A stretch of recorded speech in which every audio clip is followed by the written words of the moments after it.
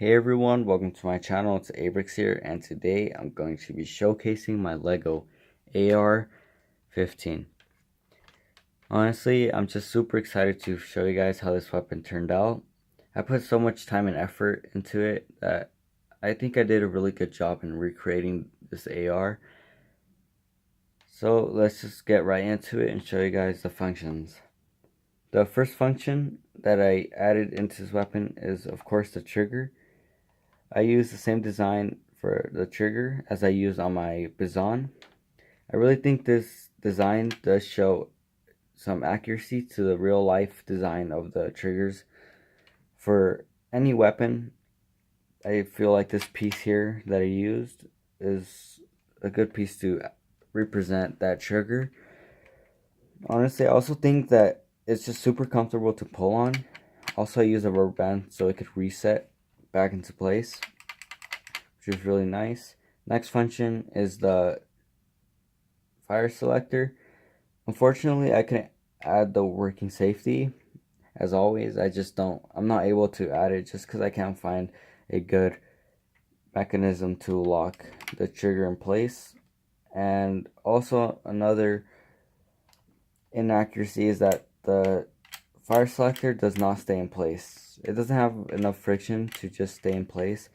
Just gravity pulls down on it and it just doesn't want to stay in place, which was quite unfortunate. And I wasn't able to add friction to it. I did almost everything and it just doesn't want to. The fire selector is only on one side, which is the left side that is present right here.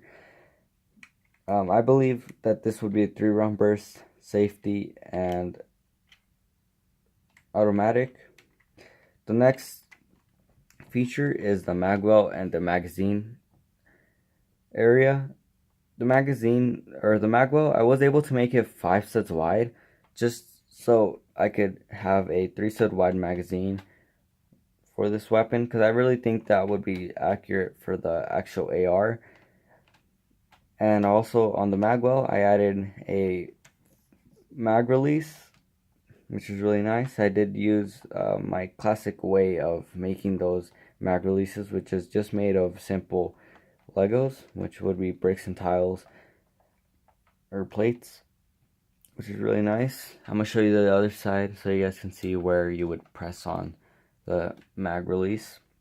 You can see here's this 1x2 tile that I used, and that is basically the button to reset the mag release, or to push on the mag release. And it actually has a spring inside to just reset that mag release, so you won't have to manually push it back in. Or yeah, I'm gonna show you guys that it does work. You can see here I'm not holding onto it, and once I press the mag release just a little bit, it will be enough to drop that magazine. And also the magazine, like I said, it is 3 studs wide, and it also broke on me.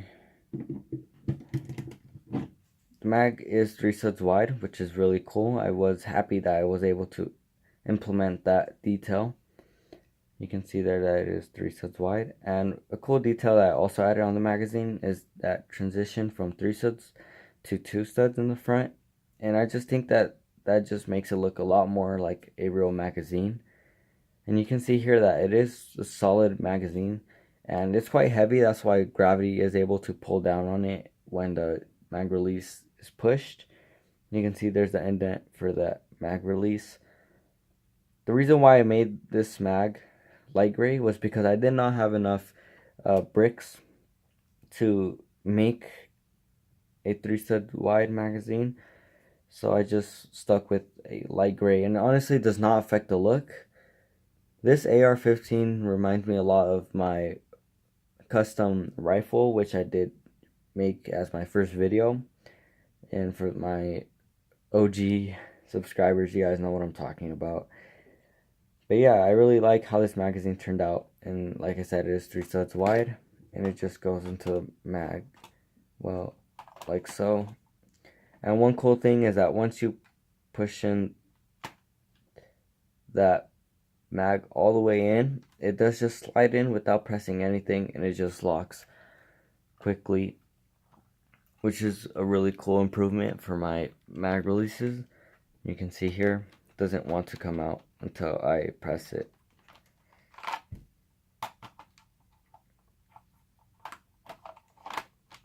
You can see there. Next feature is the stock, which I'm really proud of because I was able to add the adjustable ability to it.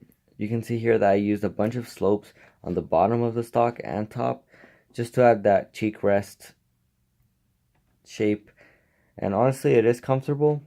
And one cool thing is that it's so heavy that it just doesn't break this area, which this area does have a part into the does take I'm guessing this area right here is a part of the field strip, which I will be showing you guys at the end,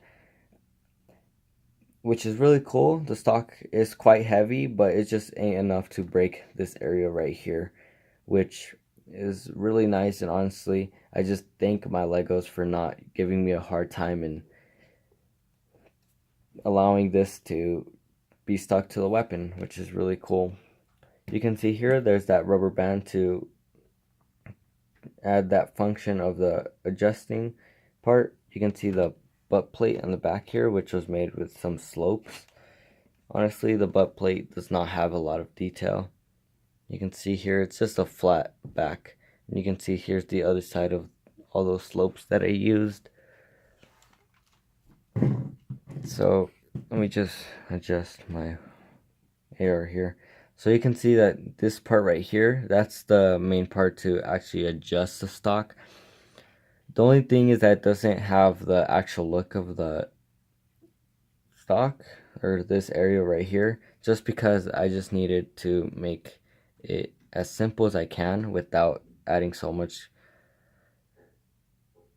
complexness to it, and just keeping it simple but just allowing that function to work. It does work just like the real push part. You know, it does have that nice shape, and it also has a cylinder rod in the middle there that just pulls back, and you can see it does expose that buffer tube, and you can see it does have 3 indents, and those are basically for the adjusting part. You can see here's 1, 2, and 3. The only thing is I honestly don't like putting it at the end here on the third, just because it adds so much weight that it could just break the whole back part of the weapon. So instead I just keep it there. Honestly, you don't really need to extend it out any more than this, just because the stock is just long already, and it's just a great stock. I think it works really well, and it just has that nice classic AR look. Now getting more into depth, the top receiver is the part where all the amazing functions are. First of all, here's the dust cover, and honestly I think that shape for that dust cover is really accurate, and it just goes into that shell ejection port at an angle, which just like the real one. You can see here's that brass deflector, which I made that with bricks just to have that nice design. Here's a top view of it. It is at an angle. Here's the bolt. I forgot what this is called, but I'm pretty sure it's called the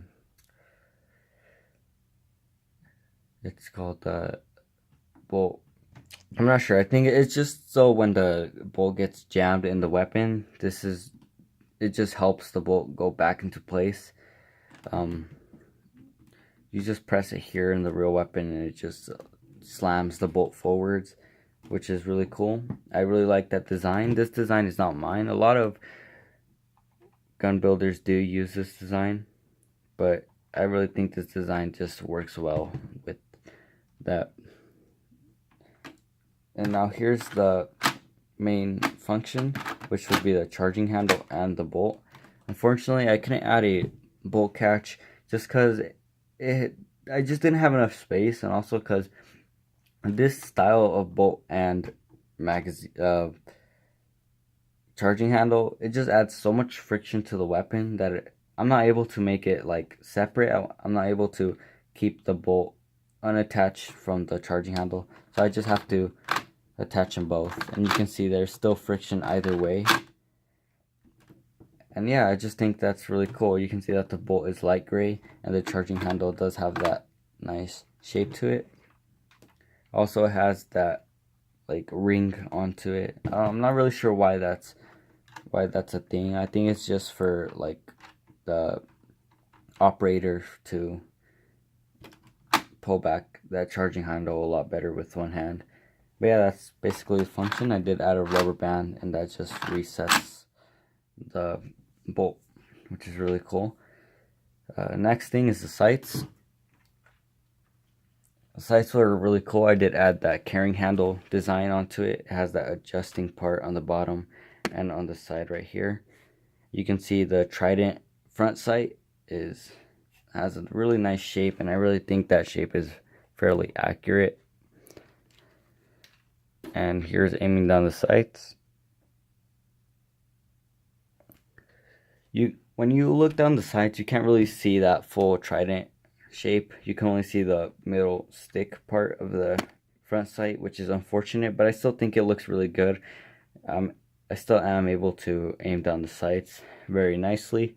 Charging handle, or the carrying handle, does not work. The weapon is way too heavy for it to hold it. So yeah, that's pretty much it for the functions. Now I'm gonna get into the really cool part, which is the field strip. So the first thing we have to do is take out the magazine. You can see here. And next thing, you would have to take out the stock.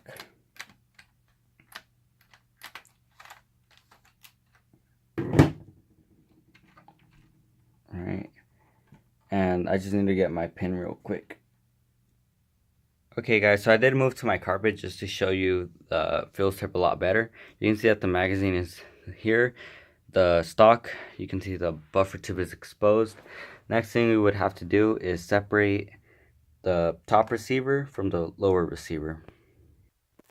You can see here that I took out this pin, which is right here, and this allows the swiveling action to function. You can see here, which is really nice, very accurate, and you can see that the top receiver does break off at this point, which is fine. It doesn't really do a lot. I don't really want to take this part off just because it's a pain to put it back together, but basically you would have to take these bushings and this Technic piece, and it would just take it off. But this is basically the top receiver. One thing that I was super proud of was this nice shape in the back here, which is really accurate. That nice rounded shape in the back there, and on the back of the top upper receiver and lower, which is really nice, and it does sit flush with it, which is really cool. Next thing would be the handle. One funny thing I did use the same design from my SCAR L to just add it to this AR-15 just because they had the same design. But I did take the pin out, and I know not ARs don't really, it's not necessary to do this, but I just think that it's really nice. I am able to just take it out with one pin, but it still is sturdy enough to hold the entire weapon with one hand. So this is the entire lower receiver. You can see how this was built, which is nice. Now we're gonna take out the barrel with the handguard. So what we're gonna do, we're gonna take, actually we have to take the sight off, slide that.